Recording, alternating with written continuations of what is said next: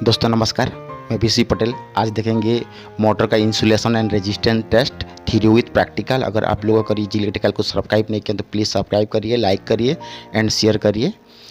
चलिए देखते हैं। हमने पहले एक रेजिस्टेंस टेस्ट के बारे में बात करते हैं।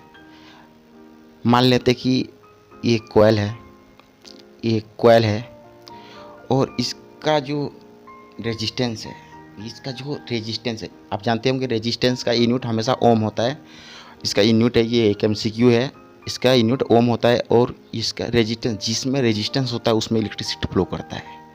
और ये दोनों रेजिस्टेंस और इंसुलेशन, जिससे इंसुलेशन वो क्या करता है, इंसुलेशन वो विरोध करता है, इलेक्ट्रिसिटी का विरोध करता है, और रेजिस्टेंस इंसुलेशन का विरोध करता है, मतलब आपस में वाइस वर्सा ये लोग।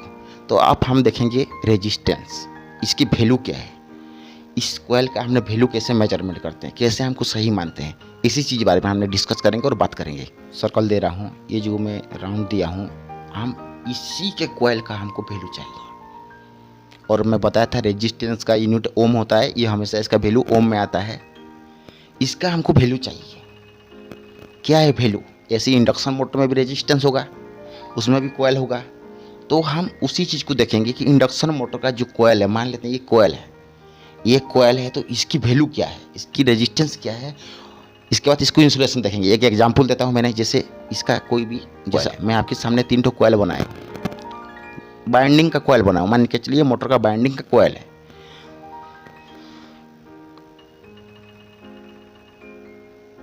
अभी जो मैं 3 ठो रेड लाइन लिखा हूँ, इसकी ये जैसे आपका इसकी जो बैलेंसिंग वैल्यू क्या होता है, इसकी जो वैल्यू है, इसका बैलेंसिंग वैल्यू हमको चाहिए।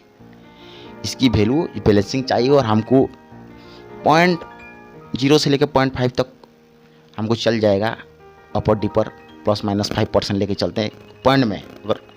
अगर आपका ये क्या होता है, ये बाइंडिंग का लेयरिंग और बाइंडिंग का जो वायर होता है और उसका जो राउंड होता है, उसी के ऊपर ये रेजिस्टेंस डिपेंड करता है। रेजिस्टेंस उसी के ऊपर डिपेंड करता है कि जो इसका साइज होता है, जो वायर गेज का साइज होता है, और हमने जो ये करते हैं, लेयरिंग करते हैं, कितना लेयर है उसका, उसी से ही डिपेंड करता है। और इसका थिकनेस से भी डिपेंड करता है, ठीक है या थिन है। जैसे मैं उसी के बारे में बताऊंगा, जब हमने बाइंडिंग का सब्जेक्ट पढ़ेंगे तो उसके बारे में ज़रूर बताऊंगा कि क्या होता है।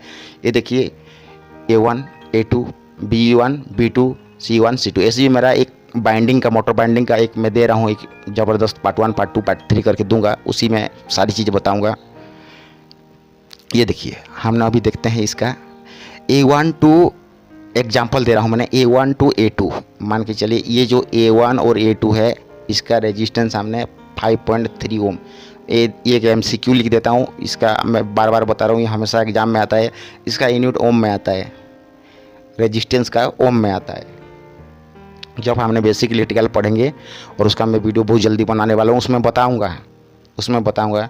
और A2 B1 और B2, इसका हमने कर देते हैं 5.5 ओम। ये जो 5.5 जो आया है ना, मैं अभी बताया था कि 0 से लेकर 0.5 तक हमने मार्जिन में चला लेते हैं। अगर जो अपना राइट हैंड साइड है, जो पॉइंट राइट हैंड साइड है, और ये आ गया 5.3 ओम। आप देख रहे हैं जो बी फेस का जो मैं राउंड किया हूँ, उसमें क्या होता है, उसमें जो लेयरिंग किए होंगे, मान के चलिए उसका लेयरिंग क्या होता है, 2-3 राउंड इंक्रीज हो गया होगा, 2-3 राउंड इंक्रीज हो गया, उसीलिए उसका क्या होता है, जो रेजिस्टेंस 5.5 दिखा रहा है।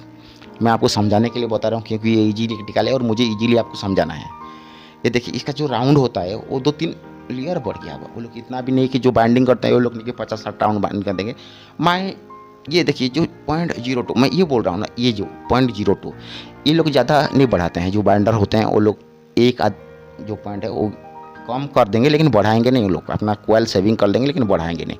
इसी तरह से थोड़ा बहुत एक आध राउंड घट जाता है, तो उसी से क्या होता है, जो रेजिस्टेंस से थोड़ा सा डिफरेंस आता है बाई कोयल टू कोयल। मैं भी बताया था कि 0.5 तक हमने चला देंगे।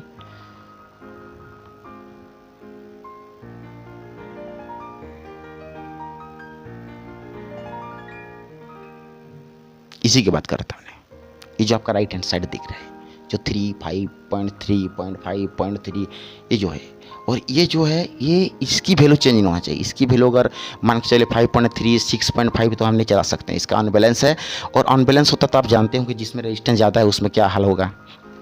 देखिए इसमें क्या है कि कोई डिफरेंस नहीं आना चाहिए, जो 555 लिखा हूँ इसमें कोई डिफरेंस नहीं आना चाहिए।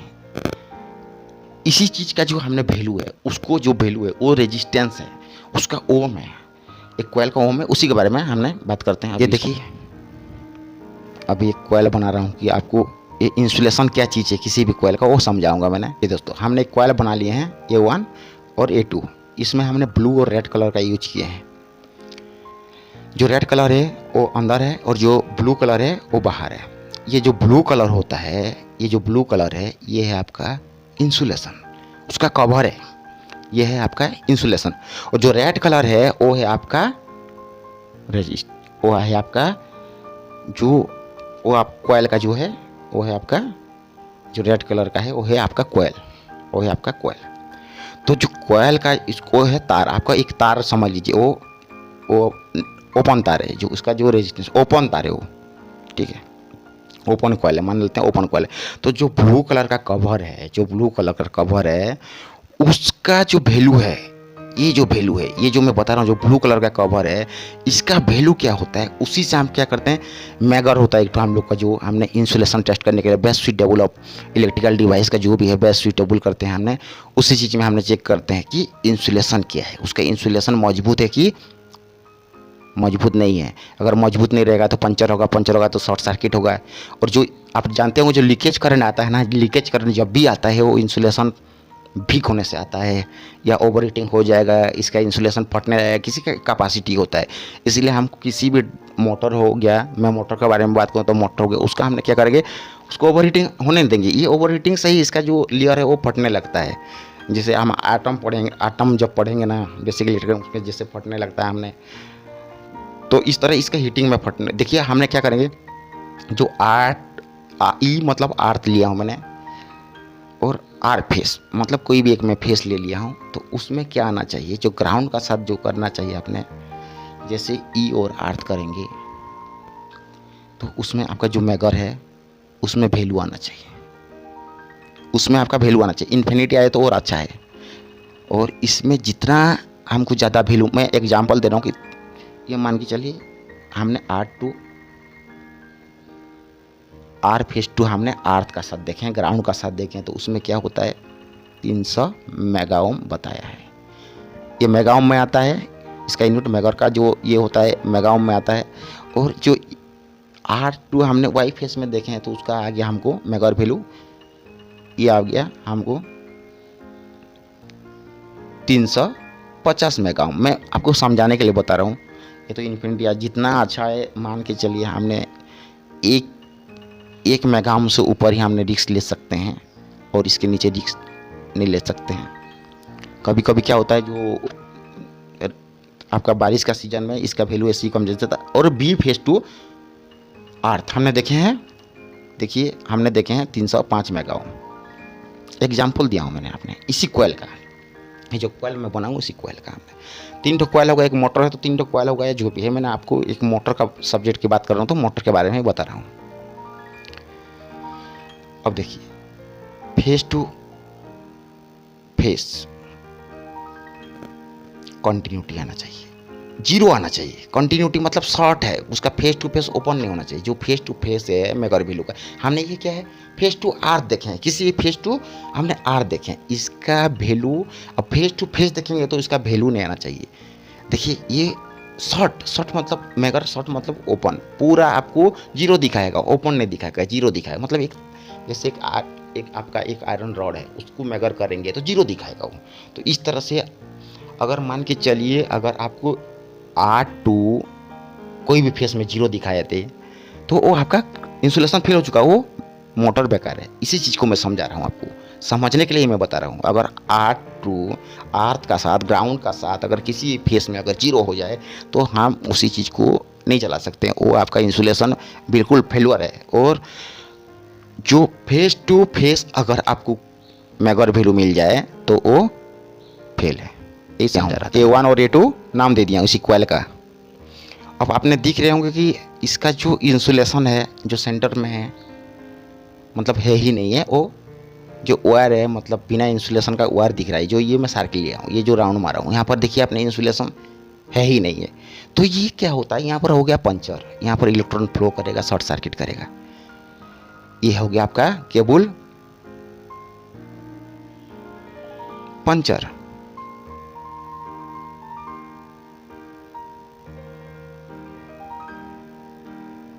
ये आपका केबल हो गया पंचर, ये आपका केबल हो गया है पंचर। जो कॉयल है यहाँ पर पंचर हो, क्योंकि वहाँ आपका इंसुलेशन नहीं है, वहाँ इंसुलेशन आपका क्रैक हो चुका है।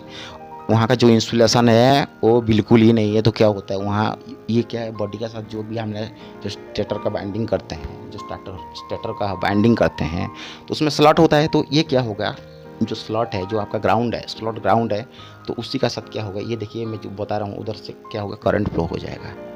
ठीक है, करंट फ्लो करना चालू कर देगा। करंट फ्लो करेगा तो शॉर्ट सर्किट हो जाएगा, मतलब उसका इंसुलेशन पहले। इसी चीज़ को बोलते हैं इंसुलेशन। वहाँ इंसुलेशन नहीं है तो इसी को बोलते हैं हम लोग इंसुलेशन। इसी चीज़ का मैं आपको बता रहा था कि वहाँ आपको करंट फ्लो करने लगेगा इधर इधर इधर। जहाँ थोड़ा सा ये करंट बहुत तेज़ी से फ्लो करता है, जहाँ थोड़ा सा आपका, मैं जब बेसिक इलेक्ट्रिकल पढ़ूंगा तो बताऊंगा, जहाँ थोड़ा सा अगर इसको जगह मिल जाए, लूजेस मिल जाए, तो वहाँ से बहुत तेज़ी से ये सफ़र करता है। इसका डिफरेंस क्या होगा, ये रेजिस्टेंस और इंसुलेशन में क्या डिफरेंस आना चाहिए, इसी की मैं बता देता हूँ मैंने आपको। मैं एक 3 ठो कॉइल ले लेता हूँ, A1 A2 B1 B2 C1 C2। मैंने 3 ठो कॉइल ले लिया हूँ, आपको समझाने के लिए आपको कॉइल ले लिया हूँ। इसके बाद मैं प्रैक्टिकल करके आपको दिखाऊंगा। ये आपका स्टार कनेक्टर में शॉर्ट है। एग्जाम्पल दे रहा हूँ मैंने कि ये एक स्टार या डेल्टा किसी भी कनेक्शन हो, मैंने कोयल का मैंने स्टार कनेक्शन में शॉर्ट कर दिया हूँ। मैं सेकेंडरी तीनों फेस को शॉर्ट कर दिया हूँ, तो स्टार कनेक्शन बन गया है आपका। अब देखिए 1 नंबर में क्या होता है इसका, ये जो है क्या होगा, फेस टू फेस हमको बैलेंस मिलना चाहिए। मैं इससे पहले ही बताया था क्या होना चाहिए, बैलेंस मिलना चाहिए। और 0.1 से लेकर हमने 0.5 तक का जो राइट हैंड साइड है उसको हमने मार्जिंग में चला सकते हैं, क्योंकि किसी भी बाइंडिंग का 1-2 राउंड बढ़ सकता है बाइंडर जो बाइंडिंग करते हैं। अब देखिए हमने क्या, फेस टू अर्थ ये ओपन आना चाहिए। अब देखिए फेस टू फेस मतलब आपको मैं बताया था। अभी इसमें क्या होता है, जितनी बड़ी मोटर होता है उसमें क्या है कि जब बड़ी मोटर होगा तो वो आपका जो वायर गेज है वो बड़ा होगा, मोटा होगा, बड़ा होगा। उसका जो हमने जो कॉपर का या एल्युमिनियम का किसी का भी हमने जो कंडक्टर को हमने बाइंडिंग करे, तो उसका क्या कंडक्टर बिगेस्ट होगा, तो उसका क्या होता है, रेजिस्टेंस हमेशा लो होता है। और स्मॉलेस्ट मोटर का जो वायर साइज है वो स्मॉलेस्ट होता है, तो उसका क्या होता है, जो थिन होता है वो, तो उसका रेजिस्टेंस हमेशा हाई रहता है। ये साइज ऑफ वायर, ये है साइज ऑफ कंडक्टर। इसका रेजिस्टेंस कहाँ से आता है, size of conductor wire and जो आपका क्या होता है, रेशियो, कितना टर्न का रेशियो है, जो लेयरिंग होता है कितना टर्न का रेशियो है, उसी के ऊपर डिपेंड करता है ये रेजिस्टेंस। साइज ऑफ वायर ये नोट कर लीजिएगा, ये अंडरलाइन MCQ है। साइज ऑफ वायर जो गैज होता है, जो हम लोग का वायर होता है, और उसका राउंडिंग जो लेयरिंग हुआ है, जो रेशियो है, कितना रेशियो है, उसी के ऊपर डिपेंड करता है। और बड़ा मोटर का हमेशा आपको ध्यान दे दीजिएगा, जितनी बड़ी मोटर का अपना रेजिस्टेंस चेक करेंगे उतना वहाँ आपको कम मिलेगा, और छोटे मोटर का जब भी रेजिस्टेंस चेक करेंगे तो वो हाई मिलेगा। इसलिए कि ये क्या होता है, जिससे आपने एक कंडक्टर का कॉइल देखते हैं ना, कंडक्टर का कॉइल, उसका रेजिस्टेंस हमेशा हाई मिलती है, वो पतला तार में रहता है और ज़्यादा टर्न का रहता है।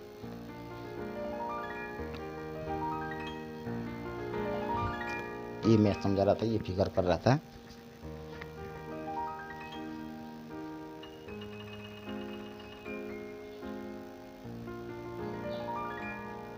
अब मैं यहाँ पर लिख दिया हूँ कि फेस टू फेस वैल्यू आना चाहिए, और फेस टू अर्थ हम लोग का जो रेजिस्टेंस है वो ओपन आना चाहिए।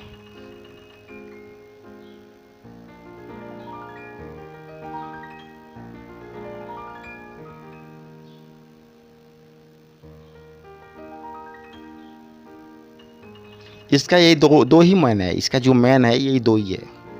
अब आते हैं इंसुलेशन में। अब मैगट टेस्ट में आते हैं। मैगट टेस्ट में क्या होता है, आपका फेस टू फेस, इसमें क्या आना चाहिए, 0 आना चाहिए, शॉर्ट आना चाहिए, 0। कंटिन्यूटी आना चाहिए इसमें। कंटिन्यूटी मैं बोल रहा था ना, एक सीधा एक आयरन ओपन आयरन रॉड को ले लीजिए जो बीच में ओपन नहीं है। एग्जांपल दे देता हूँ, ये देखिए, ये जो दिया हूँ, एक ने मैं एक आयरन नल बनाया हूँ, यहाँ पर A1 A2 कर दिया हूँ उस रॉड का। और ये क्या होता है, ये जो मैं सेंटर में गैप है तो वो ओपन नहीं आना चाहिए। ये ओपन आ गया मतलब ये आपका ओपन आ गया तो वैल्यू बताएगा, तो इसीलिए इसका जीरो आना चाहिए। इस तरह से शॉर्ट रहना चाहिए, कंटिन्यूटी आना चाहिए। जब कंटिन्यूटी होता है तो वो जीरो बताता है। नंबर 2 में हमने क्या करेंगे, फेस टू अर्थ। इसमें क्या होना चाहिए, फेस टू अर्थ आपका, इसमें वैल्यू मेगाओम आना चाहिए, आपका मेगाओम आना चाहिए। जितना ज़्यादा मेगाओम आए उतना ही हम लोग के लिए बेहतर है। और कोई डिफरेंस नहीं है। रेजिस्टेंस का क्या है, फेस टू फेस बैलेंस आना चाहिए, और फेस टू अर्थ आपका शॉर्ट नहीं होना चाहिए। वहाँ पर फेस टू अर्थ ओपन आना चाहिए, और इसमें फेस टू फेस जीरो आना चाहिए, शॉर्ट आना चाहिए, कंटिन्यूटी आना चाहिए, और फेस टू अर्थ इसमें हमको मेगा वैल्यू देना चाहिए। अब मेरा एक प्रैक्टिकल है, मैं आपको दिखाऊं से मेरा लाइफ में मैंने 1 मेगाओम से ऊपर वाला मोटर चलाया हूँ। मेरी तो एक्सपीरियंस ये कहलाता है कि हम 1 से ऊपर वाला मोटर को चला सकते हैं, और जो बिलो है 1 मेगाओम से बिलो है उससे हमको रिस्क नहीं ले सकते हैं। उसका इंसुलेशन कभी भी फेल हो सकता है। और 1 मेगाओम में भी डर लगने लगता है कि हम लोग का जो मोटर है वो 1 मेगाओम का है, हम चलाएंगे तो क्या होगा, वो डर बने रहता है। इस तरह से मैं कहूँ 1 2 10 20 30 50 200 2000 जितना भी इन्फिनिटी आ जाए हम लोग के लिए इतना फेस टू अर्थ हम लोग के लिए बेटर है। ये हम लोग का ये दो इक्विपमेंट है जो रेजिस्टेंस एंड इंसुलेशन ये आइडेंटिफाई करता है कि आपका मोटर सही है कि नहीं है। Best of electrical equipment of motor device to check in resistance and mega value. अब मेरा एक प्रैक्टिकल वाचिंग करिएगा। अब स्टार्ट करते हैं। देखिए, मैं एक मोटर है उसकी टर्मिनल में क्या हूँ, face to face mega check कर रहा हूँ। अभी मैं बताया था थ्योरेटिकल में फेस टू फेस क्या आना चाहिए, जीरो आना चाहिए, जीरो कंटिन्यूटी आना चाहिए, जीरो। ये देखिए मैंने फेस टू फेस चेक कर रहा हूँ। अब मैं मेगा करूँगा, देखिए जीरो आना चाहिए। फेस टू फेस किसी भी फेस टू फेस जीरो आना चाहिए। ये मतलब हम लोग का मोटर ये सही है, फेस टू फेस जीरो आना चाहिए। अब फेस टू हमने R2 हमने क्या करेंगे, ये देखिए तीसरा फेस भी देख लेता हूँ, ये है जीरो। देखिए फेस 1 फेस 2 फेस 3, इसमें 3 कॉइल है स्टार कनेक्टर। अब देखिए हमने फेस टू अर्थ लिए हैं तो उसका वैल्यू हमको मिल रहा है, तीनों फेस में हमको वैल्यू मिल रहा है, इन्फिनिटी मिल रहा है, मतलब सही है हम लोग का, ये सही है। अब देखिए हमने रेजिस्टेंस चेक कर लेते हैं। अपना ये जो मल्टीमीटर है या क्लैम्प मीटर है उसको रेजिस्टेंस में रखें। देखिए हमने पहले ग्राउंड टू देख लिए तो हमको कोई भी शॉर्ट नहीं मिल रहा है, मतलब सही है। अब देखिए ये आपको बताएगा, ये छोटी मोटर है तो मैं बता रहा था कि छोटी मोटर का रेजिस्टेंस ज़्यादा होता है, तो ये 46.7 46.6 एंड जो थर्ड फेस है 46.5, मतलब ये जो देखिए 6 और 5 आया। मैं जो 0.1 का बात कर रहा था उस चीज़ का देखिए इसमें भी 1 पॉइंट का डिफरेंस हो तो हम चला लेते हैं उसमें। ये मतलब बैलेंस है हम लोग का रेजिस्टेंस, और हम मोटर चला सकते हैं। Thank you for watching. आप सब्सक्राइब करिएगा इजी इलेक्ट्रिकल।